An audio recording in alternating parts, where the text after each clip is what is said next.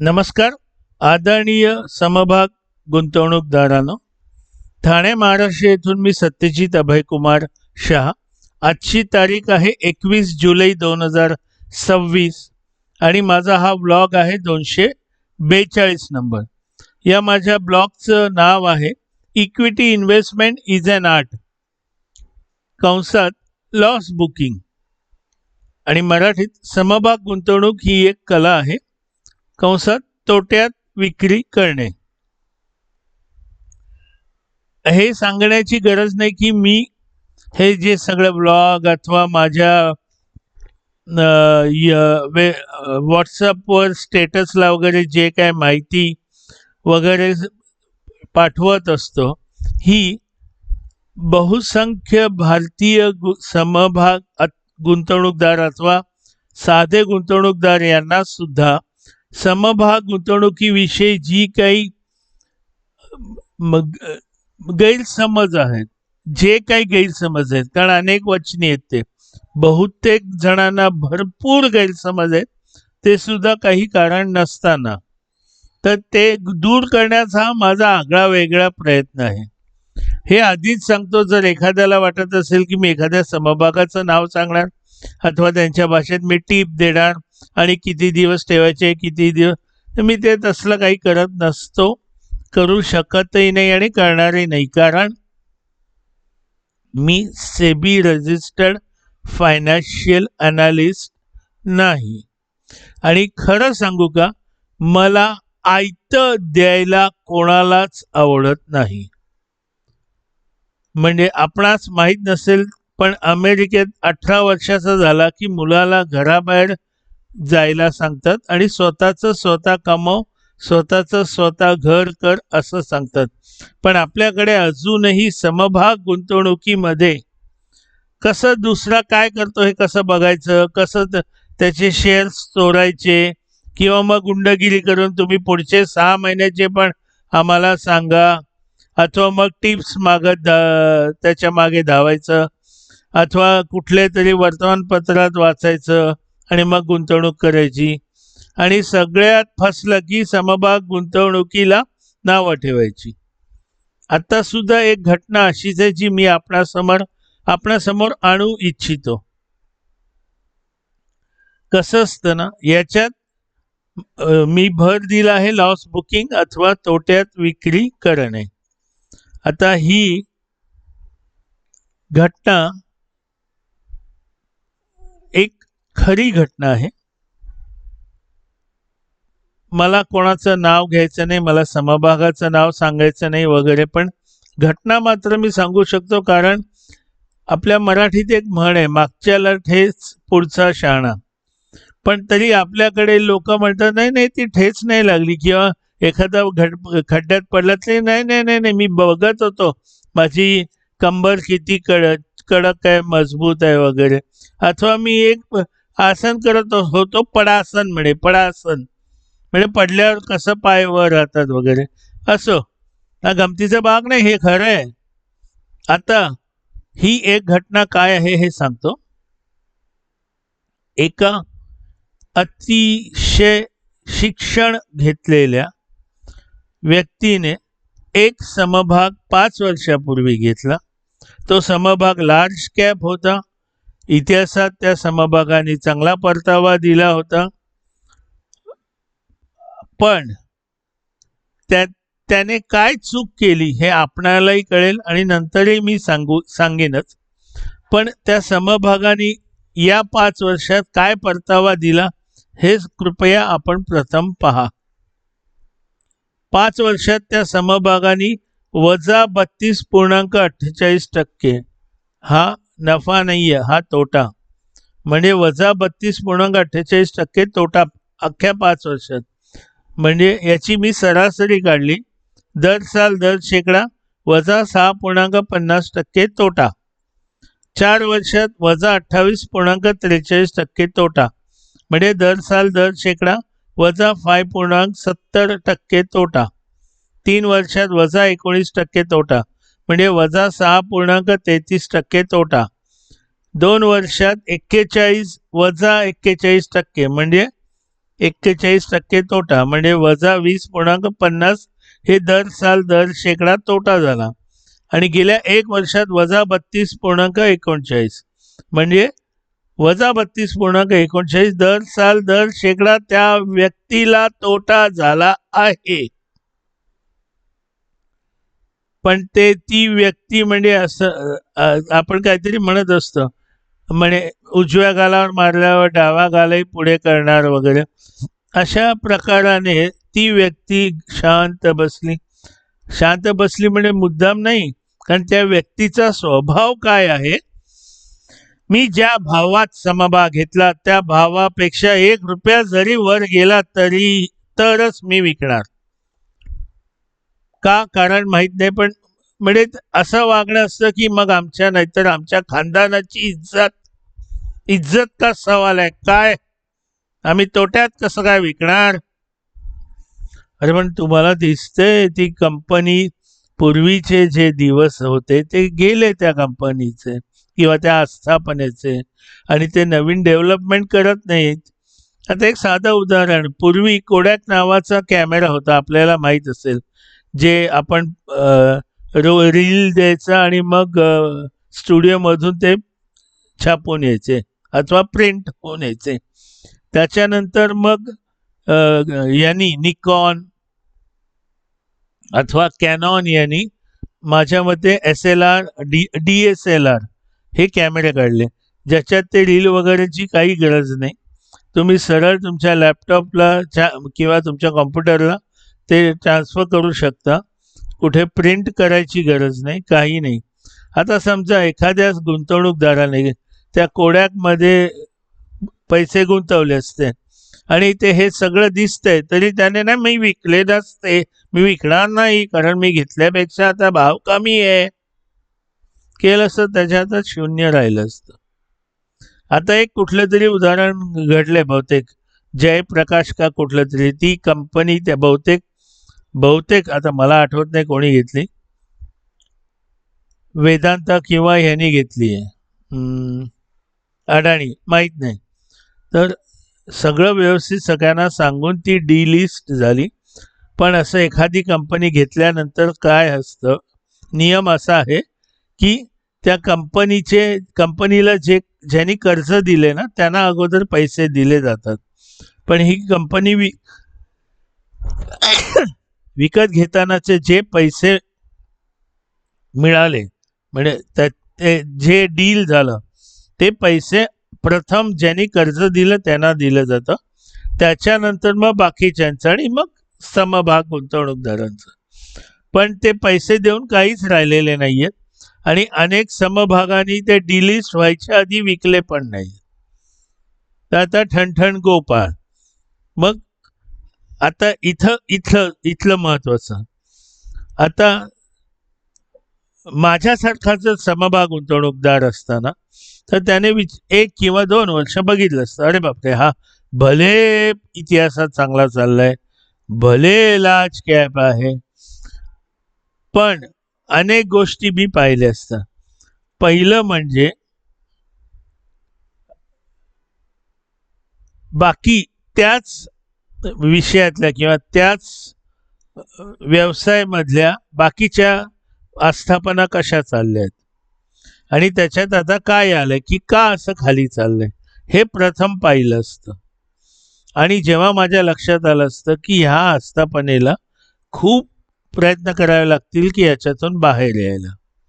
कसं असतं ना, तुम्हाला कोणाला सांगायची गरज नाही, खड्ड्यात पडलं तर खड्ड्यातून बाहेर येणं एवढं सोपं नसतं. तर याच्यासाठी मी लॉस बुकिंग केलं असतं. आता हा लॉस बुकिंग हा शब्द कृपया लक्षात ठेवा.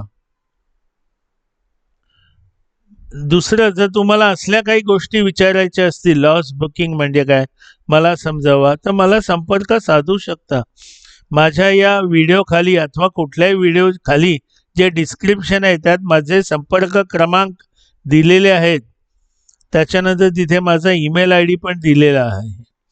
लॉस बुकिंग म्हणजे आता ही एखादी आस्थापना जर अशी वर जात नाही, तोटे तोटे तोटे तोटे तोटे, ते तारीख पे तारीख, तारीख पे तारीख हे एक वाक्य आहे एका सनी देओलचं.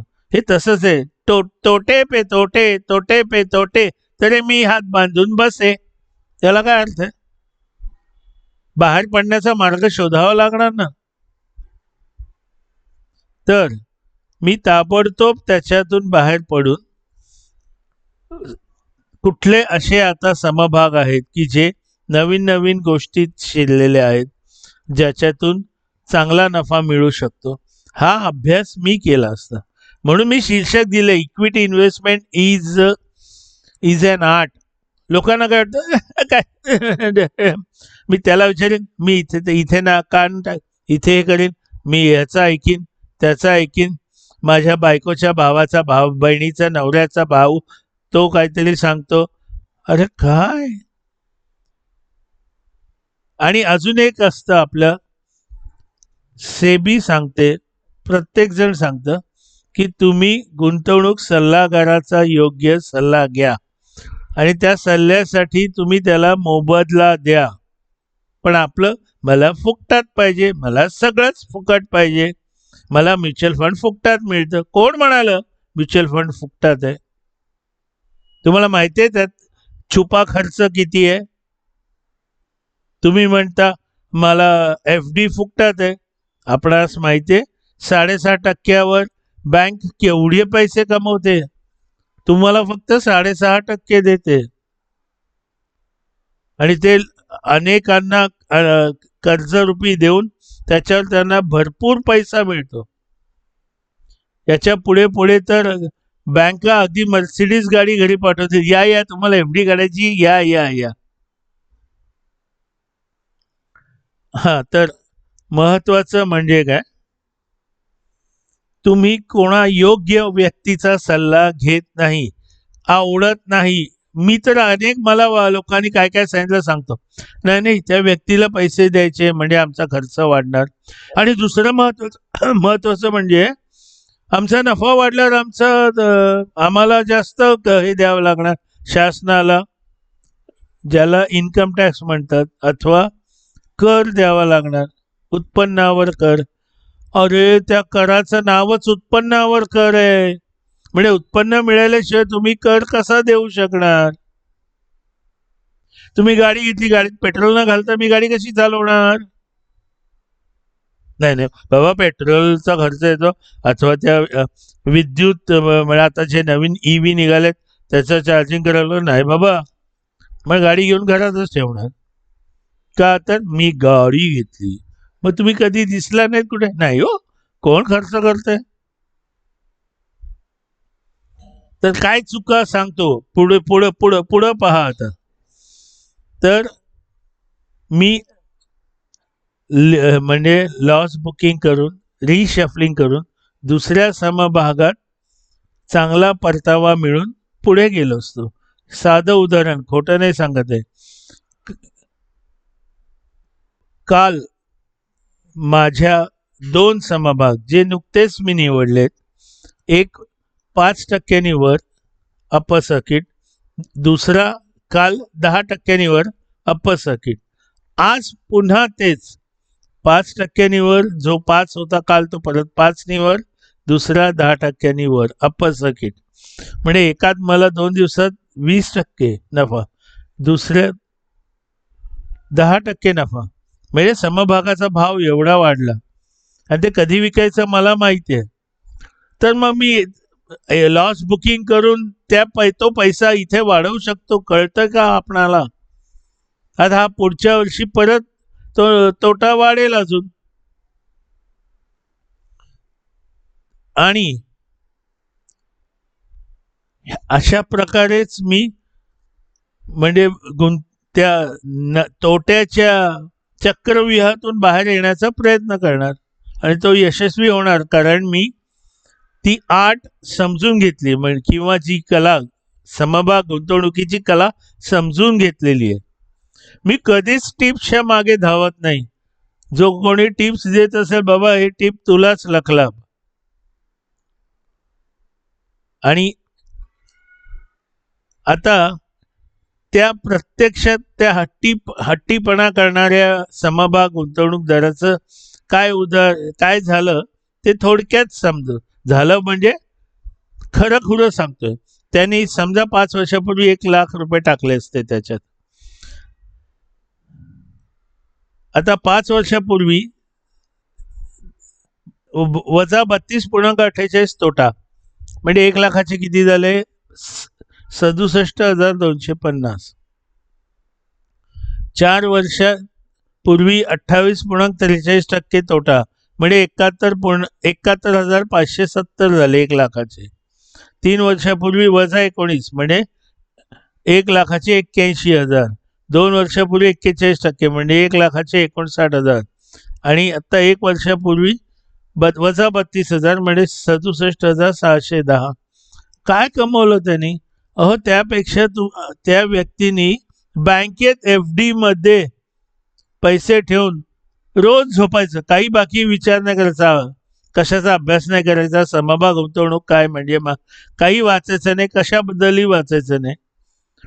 6.5% मिळाले असते तरी जिथे दरवर्षी अंदाजे 6.5% तोटाच झालाय, तो 6.5 अधिक हा तो झालाच नसता, आणि हा 6.5 म्हणजे अंदाजे 13% नफा झाला असता दरवर्षी, दरवर्षी. तर ते काही झालेलं नाहीये. आता समजा आज तो समभाग विकून दुसऱ्या म्हणजे त्याच समभागाबद्दल बोलतो, म्हणजे 67,000 झाला, हे झाला. आता समजा तो समभाग विकून दुसऱ्या गुंतवणुकीत घालून 67,610 तुम्हाला मिळणार वापरायला. पण जो नवीन तुम्ही घेणार म्हणजे रिशफलिंग करून, तो समभाग मल्टीबॅगर होऊ शकतो. त्याच्यामुळे तो आता माझेच कालचे 20 म्हणजे 10-20% आज वाढला. 20% कोण देते तुम्हाला? बँकेत 6.5%च देते फक्त. मग आता त्या जे आता आपण बघितले त्यातला समजा यावर्षी वजा 32.39% तोटा आहे, पण आता ह्याच्यात 20% नफा, हे किती फायदा आहे, महत्वाचं आहे हे. आणि गंमत म्हणजे त्या समभागामध्ये प्रमोटरचे फक्त 13.82% आहेत. त्याच्यानंतर FIS, DIS, government and other सगळ्यांनी त्यांची गुंतवणूक त्यातली कमी केलेली आहे. तर आणि दुसरं एक महत्वाचं सांगतो, आता हे सांगायची गरज नाही, आता नवीन रस्ते बांधतायत, फ्लायओव्हर बांधतायत अथवा एक्सप्रेसवे बांधतायत. ते बांधताना आता फ्लायओव्हर बांधताना त्या फ्लायओव्हरच्या खाली एखादा दुकान असेल, उपहारगृह असेल, तर त्यांना त्रास होतो. मग जर आपल्याकडे मग त्यांचा व्यवसाय कमी होतो, तर त्या उपहारगृहाचे अथवा त्या दुकानाचे वगैरे वगैरे जर आपल्याकडे समभाग असतील तर आपण विकायला नको का? आपल्याला कळतं त्यांचा धंदा कमी झालाय. तर मला महत्वाचं सांगायचं की हे सुद्धा शिका. लॉस बुकिंग म्हणजे तुम्ही रसातळाला नाही गेलात, उलट तुम्ही लॉस बुकिंग न करता तिथेच बसलात तर तुमचे 1,00,000चे 10,000 पण होणार नाहीत, आणि 10,00,000चे पुन्हा 1,00,000 करायला काय फायदा? त्याला किती वेळ लागेल? हे विसरू नका की समभाग गुंतवणुकीत हायेस्ट ROI हे महत्वाचं असतं. आपण हे खूप शांतपणे विचार करा, आणि अनेकांना दुसऱ्यांनाही जर असे काही महत्वाची माहिती हवी असेल तर हे त्यांना शेअर करा, तुम्ही लाईक करा, सबस्क्राईब करा, आणि हा असा वसा मी चालूच ठेवणार आहे. कारण म्हणजे जरी अनेक ट्रोलर्स उड्या मारतात, कारण त्यांना काही करायचं नसतं, त्यांना फक्त राग काय तो हा माणूस खूप बोलतो म्हणजे यांना बोलणं नको असतं. मला समभागाचं नाव सांगा, किती टाकायचे, किती दिवसासाठी टाकायचं, म्हणजे स्वतः काही करणार नाही ना, त्यांच्या तोंडात आणून भरवायचं. असो, आता आपण त्या त्यांचं तो त्यांच्या नशिबातच ते लिहिलंय, आयतं खायचं, तर आपण काही करू शकत नाही. पुन्हा असाच एखादा चांगला महत्त्वाचा माहितीपूर्ण व्हिडिओ घेऊन पुन्हा येईल, तेव्हा पुन्हा भेटूया. जय हो.